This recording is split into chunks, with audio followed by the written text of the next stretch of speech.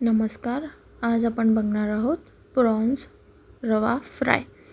त्यासाठी basic marination म्हणून हळद आणि मीठ लावून घेतलं होतं मी आणि त्यात आमसूलचं थोडं पाणी आणि लाल तिखट टाकून मिक्स करतो आहे आपण. हे छान मिक्स करून घ्यावं लागतं.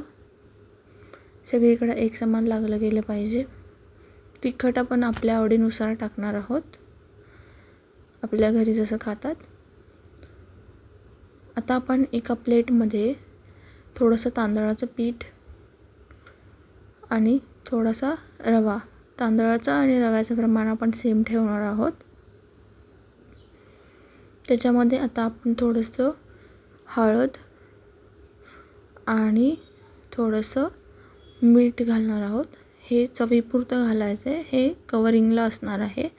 आणि थोडंसं आपण लाल तिखटही टाकणार आहोत.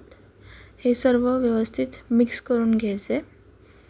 तांदळाच्या पिठामुळे एक छान टेक्स्चर येतो आणि रवा सुटत नाही. त्यामुळे आपण हे दोन्ही एकत्र करूनच मासा रवा फ्राय करणार आहोत. तर आता आपण एक प्रॉन्स घेऊया.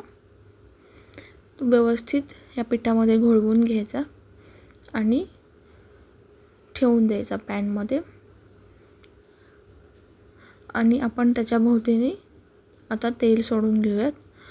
असंच आपण आणखी सगळे प्रॉन्स तव्यामध्ये ठेवून घेऊयात.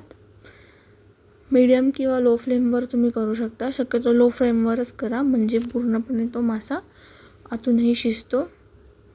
आता आपण थोड्या वेळाने पलटी मारून झाल्यानंतर हे बघा, रव्याचं टेक्स्चर अजिबात सुटलेलं नाही आहे. असंच आपण ह्या बाजूनेही थोड्या वेळ मासा भाजून घ्यायचा आहे.